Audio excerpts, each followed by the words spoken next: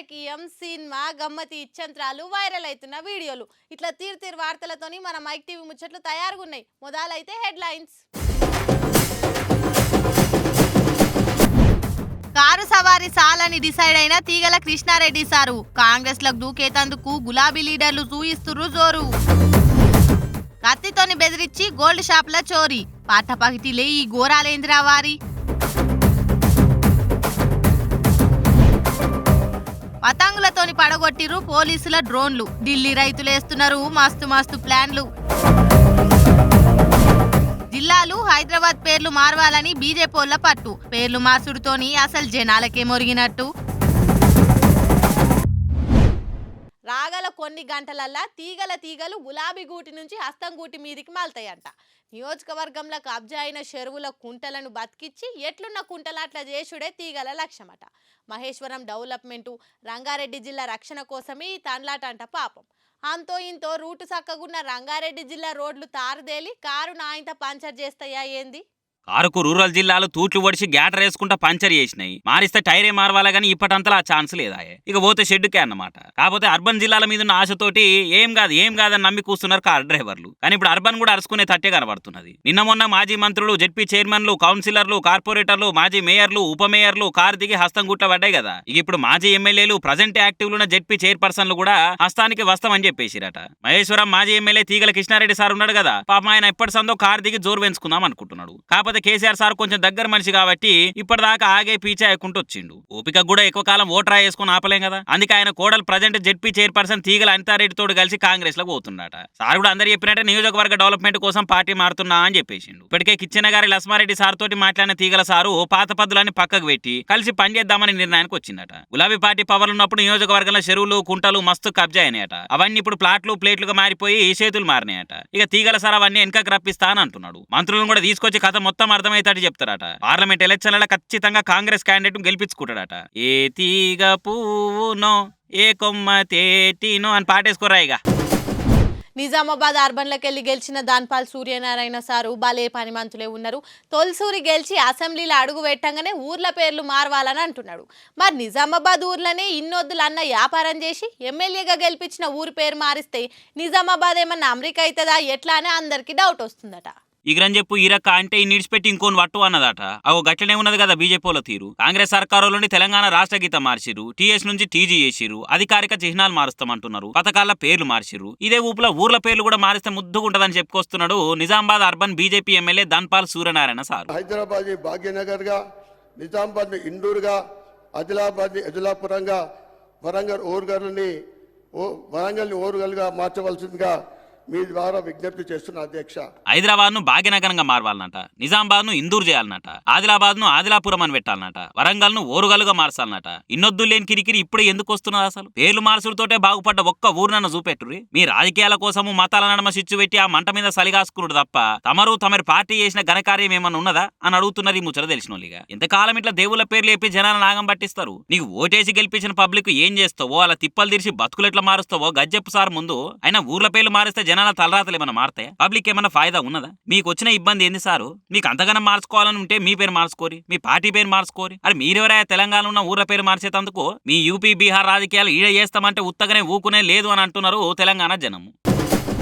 గుడి చుట్టూ తిరిగి గుళ్ళకి పోయినట్లు అటు ఇటు పరిదక్షిణ చేసి ఆఖరికి కాంగ్రెస్లోనే చేరిక కాబట్టే నీలమ్మదన్న కారు దిగి చెయ్యి పట్టుకొని టికెట్ రాకపోయేసరికి కాంగ్రెస్ తోటి కటిఫ్ చెప్పి బీఎస్పీ తరపున పోటీ చేసిండు. ఆయన ఎమ్మెల్యేగా గెలవకపోయే. పాత పార్టీ బీఆర్ఎస్ పరిస్థితి కూడా బాగలేకపాయే. బీఫామ్ ఇచ్చిన బీఎస్పీ సిచ్యువేషన్ అంత భాగం లేకపాయే. బీజేపీకి పోదామంటే పానం ఒప్పుతలేదట. ఇంకేం చేస్తాడు? చలో గాంధీ భవన్ అని బొలోరేవులని నాంపల్లి దిక్కు మాల్పిండు. భూమి గుండ్రంగా ఉంటది, అది మనకు తెలిసిన ముచ్చట్నేనా. కానీ రాజకీయంగా కూడా గుండ్రంగానే ఉండేటట్టున్నది కదా. ఎందుకంటే తిరిగిన పార్టీనే తిరుక్కుంటాగా అనిపిస్తుంటారు. నీలమ్మదు తెలుసు కదా, గదే ఎలక్షన్ టైంలో అల్చల్ చేసి బీఆర్ఎస్ లెక్కెళ్ళి బయటకెళ్ళి కాంగ్రెస్ లో చేరికండి కదా. పాపం గాచారం గల్లెగిరేస్తే ఎక్స్ప్రెస్ కూడా ఇళ్ళని కల పడుతుంది. సేమ్ ఘటన అయిందట.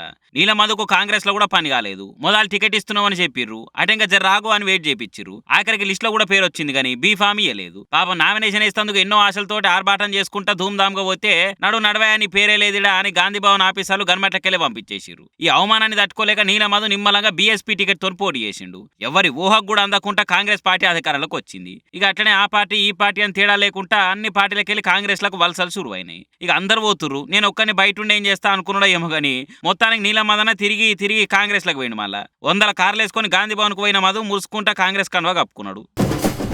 కాంగ్రెస్ గవర్నమెంట్ ఏం పని చేస్తలేదట. బీఆర్ఎస్ గవర్నమెంట్లు ఉన్నప్పుడు కొలువులు ఇస్తే మేమిచ్చిన మన సీఎం మంత్రులు ఫోటోలు తీసుకొని ఫోజులు ఇస్తుండట. వాళ్ళకి అసలు పొద్దున్న లేస్తే పబ్లిసిటీ ధ్యాసే తప్ప ప్రజలకు సేవ చేయాలనే ఉద్దేశమే లేదట. ఇగో మీరే చూడుండ్రి సర్కార్ పనితీరు గురించి హుజురాబాద్ ఎమ్మెల్యే కౌశిక్ రెడ్డి సారు ఎంత కారంగా చెప్తున్నాడో. అసెంబ్లీలా బయట ఎప్పుడు చూసినా కొలువుల మీదనే ఎక్కువ చర్చ జరుగుతున్నది. బీఆర్ఎస్ బిత్తర పోయిందే కొలువుల నోటిఫికేషన్లతోని కదా. ఇక అసొంటి ఇరకాటంలో పడొద్దనేది కాంగ్రెస్ సర్కార్ ప్లాను. అందుకే ఏది చేసినా తెలివితోనే చేస్తుర్రు. ఏ కొలువు ఇచ్చినా మీటింగ్ పెట్టి అపాయింట్మెంట్ ఆర్డర్లు ఇస్తుండ్రు. ఇంతవరకు బానే ఉంది గానీ ఈ అపాయింట్మెంట్ పేపర్లను చేతిలో పెట్టుడు కాడనే కథ కొంచెం కింద మీద అవుతున్నది. కేసీఆర్ సార్ అప్పుడప్పుడు అంటుంటాడు కదా, మంది కూర్చిన బిడ్డను కూడా మన బిడ్డ అని ముద్దాడతారు అధ్యక్ష ఇల్లని. కాంగ్రెస్ సర్కార్ ఇస్తున్న కొలువుల ముచ్చట కూడా గిట్లనే ఉందని అంటున్నాడు బీఆర్ఎస్ ఎమ్మెల్యే పాడి కౌశిక్ రెడ్డి సారు. మేమిచ్చిన కొలువులను వాళ్ళిచ్చిండ్రని ఇట్లా చెప్పుకుంటారు అధ్యక్ష అని అసెంబ్లీలో గొంతు జించుకొని క్వశ్చన్ వేసిండు. అధ్యక్ష మా 2,32,308 ఉద్యోగాలు కాకుండా అదనపు 2 లక్షల ఉద్యోగాల జాబ్ క్యాలెండర్ మీరు విడుదల చేయాలి. ఇలా కేసీఆర్ గారు ఇచ్చిన ఉద్యోగాలు మేమిస్తున్నమాట మీరు క్రియేట్ చేసి ఇవ్వడం కూడా కరెక్ట్ కాదు. మీరు దయచేసి అదనపు 2 లక్షల ఉద్యోగాలు మేం కొలువులు ఇస్తే అవిటిని కూడా ఆలే ఇచ్చినట్లు మీటింగ్లు పెట్టి అపాయింట్మెంట్ పేపర్లు చేతిలో పెట్టి ఫోటోలు దిగుతుండ్రని సైటైర్ వేసిండు.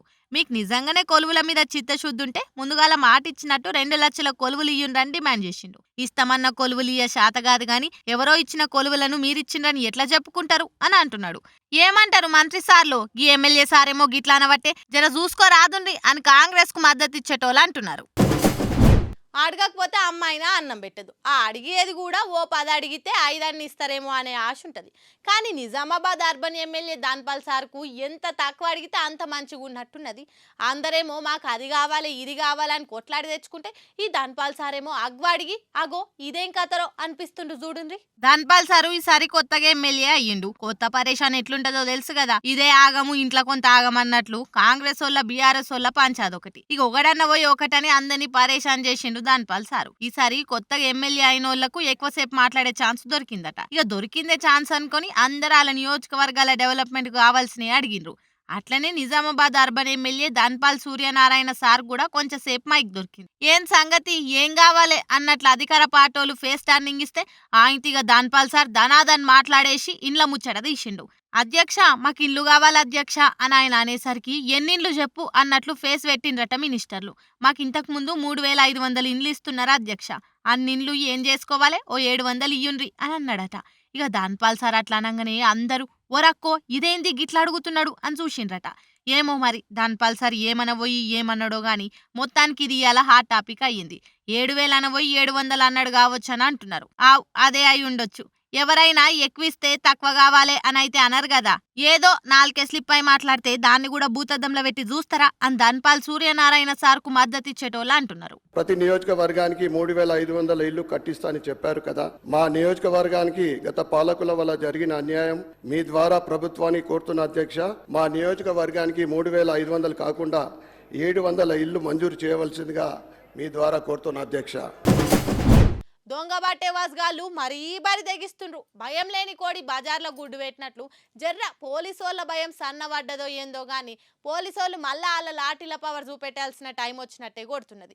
లేకుంటే ఏంది హైదరాబాద్ నడి సిటీలో మెయిన్ రోడ్డుకున్న బంగారం దుకాణంలో జొర్రి కత్తులతోటి బెదిరించి దోసుకపోవుడు చూస్తుంటే పోలీసు వాళ్ళ భయం దొంగలకు లేనట్టే కొడుతున్నది. వీళ్ళ చేతులు ఇరిగిపోను, వీళ్ళకి టక్కర్ అయిపోను. చూడ్రి లత్కొరగాలు ఎట్లా తయారయ్యారో. మలక్పేటలో ఉన్న బంగారు దుకాణంలో జొర్రి కత్తులతోటి ఓనర్ను బెదిరించి దుకాణాన్ని ఎట్లా లూటీ చేసిరో చూస్తే పరిశాన్ అవుతారు. కౌంటర్ మీకెళ్ళి దుంకి ఓనర్ను చేతులు వెనక కట్టుకొని బల్ల కింద వండుకోమని దుకాణం అంతా తుడుచుకుపోయారు. వీళ్ళకి గత్తరచ్చిపోను. మొన్న కరోనా టైంలో మంచి వాళ్ళు పోయారు. వీళ్ళు పోకపోతారు కదరా ముందు నష్టపోలారా. కష్టం చేసుక బతక శాతగాని సౌటగాళ్ళు గీతీర్ల మంది కష్టాన్ని దోసుకొని పోయి బతుకుతున్నారు. ఇసొంటోళ్ళు ఏమిటికి భూమికి బరువు అని మస్తు మంది ఇట్టుకుంటున్నారు. ఇక దొంగతనమైనాక నిమ్మలంగా లేచి పోలీసు వాళ్ళకి ఫిర్యాదు అయితే పోలీసు వాళ్ళు సీసీ కెమెరాలు వీడియోలు చూసి దొంగల జాడ దొరకబట్టే పనులు ఉన్నారట. రాత్రే కాదు పట్టా పార్టీలు కూడా బంగారు దుకాణాల్లో సెక్యూరిటీ పెంచుకోవాలనిపిస్తలేదు దీంతో. పంజాబ్ హర్యానా రైతులు జంగ్ సైరన్ ఊది ఢిల్లీని అష్టదిగ్బంధనం చేసిండ్రు. కేంద్రం 3 రైతు చట్టాలను వాపస్ తీసుకోవాలి, పంటలకు మద్దతు ధర ఇవ్వాలనే పాత డిమాండ్లతోనే మళ్ళా ఉద్యమం మొదలుపెట్టినాయి. బీజేపీ సర్కారు రైతుల ఉద్యమాన్ని ఉక్కుపాదం మోపాని చేస్తుంది. అయితే ఆళ్ల ఎత్తులకు కూడా రైతులు పై ఎత్తులేసి ముందుకు కదులుతుండ్రు. పుట్టోని పొడుగోడు కొడితే పొడుగోని ఎత్తిని పోషమ్మ కొట్టిందట. అకు రైతుల ఉద్యమాల్లో గదే సీన్ అవుతున్నది. సెంట్రల్ సర్కార్ తెచ్చిన రైతు చట్టాల మీద మళ్ళోసారి పోరుబాట పట్టిరు పంజాబ్ హర్యానా రైతులు. 6 నెలలకు సరిపడా సరుకుల అరేంజ్మెంట్లతోటి ఢిల్లీ మీదికి దండెత్తిరు. అయితే ఎక్కడోనక్కడ బార్డర్ల పొంటి కంచేసి పారామిలిటరీ బలగాలతో అడ్డుకుంటున్నది కేంద్రము. ఇక టియర్ గ్యాస్లు లాఠీ చార్జీలతోటి రైతుల ఉద్యమాన్ని దొక్కిస్తున్నది. అయితే రైతులు మాత్రం బలగాల ఎత్తులకు పై ఎత్తులు వేస్తున్నారు. డ్రోన్లతోటి లొలి చేసేటోళ్ళ మీదకి కళ్ళు మండే టియర్ గ్యాస్ స్ప్రే చేస్తే రైతులు ఏమైనా తక్కున్నారా? డ్రోన్లు ఎగురకుండా పతంగులు ఎగిరేసి వాటిని ఊల్చిపడేసిర్రు.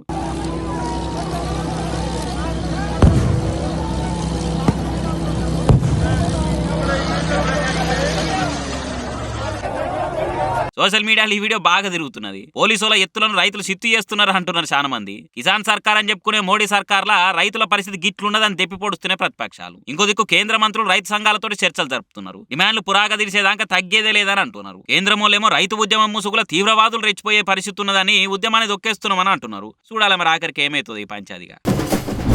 ఓ లచ్చక్క, నీకు ఈ ముచ్చట తెలుసా? బంగారం ధర అగ్వైందట. ఏందే పిల్ల, బంగారం రేటు దిగిందా? ఎవరు చెప్పిండ్రు? నీ అవ్వ ఎవరు చెప్పుడేంది? కుద్దు పేపర్లోనే వచ్చింది. ఏమో నన్ను ఎరిదాని చేస్తున్నావా? అసలే పెళ్లిళ్ళ సీజన్, ఇప్పుడు ఎట్లా అగ్గుంటది అని కయ్యం పెట్టుకోకూరి. ఇగో ఇట్లా మొత్తం ముచ్చట తెలవకుండా ఆత్రం పడేటోళ్ళ కోసమే పట్టుకొచ్చిన గీ ముచ్చట. ఓ పాలు మొత్తం మరుచుకుందాం పాండ్రి. బంగారం కొందాం అనుకునేటోళ్లకు మంచి ముచ్చట పట్టుకొచ్చిన. అసలే ఇప్పుడు పెళ్లిళ్ళ పేరంటాల సీజన్ నడుస్తుందాయే. ఈ నెలంతా పెళ్లిళ్ళే కాదు, మస్తు శుభకార్యాలు గుట్టున్నాయి. ఇక ఈ టైంలో బంగారం కొందాం అనుకునేటోళ్లకు ఇదొక బంపర్ ఆఫరే అనుకోరిగా.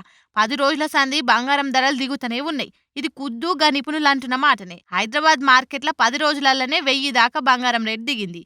ఇవాళ ఒక్కరోజే 22 క్యారెట్ల బంగారం ధర 600 అగ్వైంది. దీంతో తులం బంగారం 57,000 నడుస్తున్నది. గట్లనే 24 క్యారెట్ల స్వచ్ఛమైన బంగారం ధర 660 రూపాయలు తక్కువయ్యే వరకు 10 గ్రాములు 62,180 రూపాయలు వలుకుతున్నది. బంగారం ముచ్చట గిట్లుంటే గటు వెండి ధర కూడా అగ్వనే అయ్యింది. ఫిబ్రవరి 14 తారీఖు ఒక్కరోజే ఏకదం 1500 దిగింది. ఇక ఇప్పుడు కేజీ వెండి ధర 75,500 వలుకుతున్నది. ఇక కొనాలనుకునేటోళ్ళు పోయి కొనుక్కోర్రిగా. ఇక్కడనే కాదు, అటు అమెరికా మార్కెట్లో కూడా బంగారం వెండి ధర అగ్వనే అయ్యింది. ఇటు హైదరాబాదు కాకపోతే అటు అమెరికాల ఏడున్నా సరే ఇదే కరెక్ట్ టైము, అగ్గునప్పుడే కొనుక్కోర్రి. ఆ టైంక మనం రా దిగిరా, భూమి నుండి దివికి దిగిరా అని ఎంత మొత్తుకున్న ధరలు మొగుల మీదకి వెళ్ళి కిందికి దిగిరావు. సరేనా, పోయి కొనుక్కొచ్చుకోరిగా. ఇవుల్లా నేను పట్టుకొచ్చిన ముచ్చట్లు. ఇంకిన్ని ముచ్చట్లతో మళ్ళా కలుద్దాం. అప్పటిదాకా చూస్తూనే ఉండుర్రి మైక్ టీవీ ముచ్చట్లు.